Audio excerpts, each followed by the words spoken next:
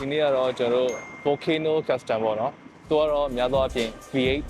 ကားတွေကျွန်တော်တော်များတယ်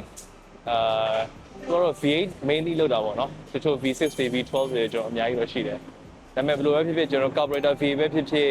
straight V ပဲဖြစ်ဖြစ်ကျွန်တော်တို့ဒီ traditional V ပဲဖြစ်ဖြစ်အကုန်လုံးဒီမှာအကုန်လုံးရှိပါတော့များသောအားဖြင့် classic ကားတွေအများကြီးပေါ့အဲ့တော့ကျွန်တော်ဒီဟာတွေအကုန်လုံးလက်ကြည့်လိုက်အောင်ပေါ့နော်ဆိုတော့ကျွန်တော်ဒီမှာ Mustang တွေစပြီးဝင်ပြီးဆိုတာနဲ့ Mustang တွေGT500 Mustang ပြီးတော့ဒီကောင်ကတော့ကျွန်တော်သိမသိဘူးဗျဒါပေမဲ့ကျွန်တော်ဒီမှာ carburetor engine ကို show လိုက်အောင်လုံးဝ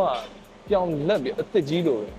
ဟုတ်မဟုတ်တော့မသိဘူးဒါပေမဲ့ Ford Bronco နဲ့ကျွန်တော်တော်တော်လေးတူတယ်ပေါ့နော်ဒါကျွန်တော်စီမှာဒီထက် model လေးတစ်စင်မြင့်နဲ့ Suburban ရှိတယ်ပေါ့နော်ကျွန်တော်စီမှာရှိတယ်ပြီးတော့ကျွန်တော်ဒီထဲမှာဆိုရင်လဲImpala တွေကျွန်တော်ရှိမယ်ပြီးတော့ဘဲလဲကျွန်တော်ဘဲလဲတွေရှိမယ်နည်းနည်းမျက်ရည်လေးတွေပါကြာကျင်တာဘာလို့ဆိုတော့စောက်ရမ်းကြည့်လို့တော့ပါ Camaro SS ဟုတ်တယ် Chevrolet ကျွန်တော် Camaro SS ရှိမယ်စောက်ရမ်းလှတာဝါသူတို့ကဒီနေရာကလေပြောမယ်ဆို engine specialist ပို့ပြီးများတယ်ပေါ့နော် custom paint job ကတော့သူတို့အကောင်းဆုံးတော့မဟုတ်ဘူးပဲပြောမယ်ဆိုရင်သူတို့ engine ကိုမှကျွန်တော်ကြိုက်တဲ့ကားတွေကိုကြိုက်တဲ့ engine ကျွန်တော်တို့အကုန်လုံးလုပ်ထည့်ပေးရပေါ့နော်ပြီးတော့ကျွန်တော်အခု Mustang ရဲ့ model လေးကျွန်တော်ထပ်ပြီးရောပြပြမယ်ဗျဆိုတော့ကျွန်တော် GT500 လုံးဝ share လုပ်နေတာဒီထဲမှာဘိန်းဘုံကြီးဖွင့်လာတဲ့ဟာဒီကိုကြည့်လိုက်ဟိုလှကြဒီထဲကကျတော့ Impala 2 စီးရကျတော့ကျွန်တော်တက်နိုင်လောက်တော့ရိုက်ပြနေတယ်ဗျဒါပေမဲ့ကင်မရာနဲ့တော့မဆန့်ဘူးကားရှည်ချက်ဆိုတာလေဟိုကကားအရှည်ကိုကြည့်တာကျွန်တော်စီမှာရှိတဲ့ Rebel ပတ်ချလိုက်တော့ interior လေကျွန်တော် Rebel နဲ့တော်တော်တူတာပဲကျွန်တော်ပြောရမယ်ဆိုရင်လှဆောက်ရလှ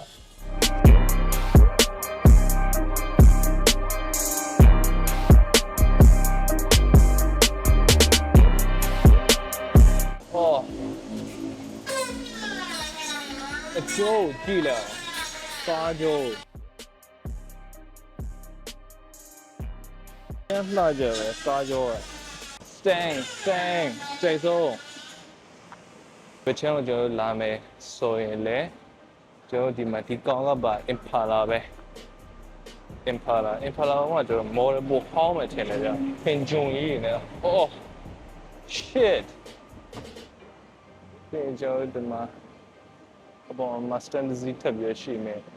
ကျွန်တော်ကားရည်မှာအကြိုက်ဆုံးရတယ်ပြီးတော့လူငယ်မှုလာပြီး Mustang ကိုကျွန်တော်တက်တော့ပုံများတယ်ပေါ့နော်ကျွန်တော် Impala ကိုကျွန်တော်ဒီ Impala model ကိုကျွန်တော်တွေ့သွားတဲ့အချိန်မှာမရဘူးလေ Impala ဆောင်းရလာပြီးတော့ကျွန်တော်တို့ garage ရဲ့နောက်ဖက်ထဲတစ်ချက်သွားပြီးတော့ကြည့်ရမယ်ပေါ့နော်အခုဒီကတော့ Suburban model နဲ့ပေါ့နော်ကျွန်တော်နောက်ကကားကတော့ပြီးတော့ခါကြရင်ကျွန်တော်ဒီရှေ့မှာတချို့ကားလေးသူ restore လုပ်နေတဲ့ဟာလေးရှိတယ်ဒီကောင်ကတော့ကျွန်တော်ထင်တော့လေ Jeep ဖြစ်မယ်ဗျMitsubishi တော့ကျွန်တော်တို့တေချာပါမဟုတ်ဘူးနော် Jeep ဖြစ်မယ်ပြီးရင်ဒီကောင်ကဘယ်လိုခေါ်ရလဲမသိဘူးပဲကျွန်တော်တေချာတော့မသိဘူး Eldorado ကျွန်တော်မှားနေတယ်ပြင်ပေးကြပါဦးဗျာကျွန်တော်က classic ကားနေရတဲ့ရင်းနှီးမရှိဘူးဗျာဒီဘက်မှာဒီကားလေးကတော့ဘာလဲတော့မသိဘူးဒါပေမဲ့ဒီစိတ်လိုက်ရှာကြည့်တယ်အောင်နော်အပြင်းနဲ့စုံနေအတွင်း engine နဲ့ကြည့်တော့ပြောင်းလက်နေတယ်ကိုယ်ဆောက်ခွက်တော့ပြောင်းနေသေးနောက်ကလေးကနေပြီးကျွန်တော် show ကြည့်လိုက်အောင်ပြီးတော့ဒါဆိုရင်ကျွန်တော်တို့ဟိုးရင်တော့ Camaro ထင်တယ်ကျွန်တော်အများကြီးပြောကြမရှိဘူးဘေးကြီးကို show လိုက်ဆောက်ရမ်းလှကြပဲအော်ညောင်းအိမ်မှာလူဖြစ်ရတခါကျမတန်လိုက်တာကျွန်တော်ပြောနေတဲ့အချိန်မှာဒီကောင်းကြည့်နေနေအသာမတုံနေအဲ့လောက်ထိကိုဆောက်ရမ်းမိုက်တယ်ကွာ Pontiac ကျွန်တော်ဒီမှာဒါ LS engine ဖြစ်ဆောက်ရမ်းလှတယ်ဒါပေမဲ့ကျွန်တော်မျက်လုံးထဲမှာတော့လှပါတယ် ိုထဲမှာဆိုရင်တော့ဒါသူတို့ရဲ့စိတ်မှုတ်တဲ့နေရာလေးပေါ့နော်အဲ့ဒါမှကျွန်တော်တို့Mini Cooper လေးကို Rover Mini အဲ့ဒါလေးသူတို့စိတ်မှုတ်ပေါင်းကန်းလေးနေပေါ့နော်အဲ့ဆိုရင်ကျွန်တော်တို့အခုမြန်မာနိုင်ငံမှာ V8 နဲ့ပတ်သက်တဲ့ဟာတွေengine ပေါ့နော်spare ပစ္စည်းတွေဒီ classic car နဲ့ spare ပစ္စည်းတွေ restoration တွေလုပ်သူတို့ restoration လုပ်ချင်ရင်ကားမှာယူလာပြီးလုပ်လို့ရတယ်ပေါ့နော်အဲ့လိုမျိုးသူတို့ပြောရပြအဲ့လိုမျိုးဆိုတော့စိတ်ဝင်စားရဆိုရင် V8 custom ကျွန်တော် map link လေးချပေးထားမယ်ဒီမှာလာပြီးတော့ကျွန်တော်တို့ပစ္စည်းမေးတာတွေကားလာပြီး restore လုပ်လိုက်အကုန်လုပ်လို့ရတယ်ပေါ့နော်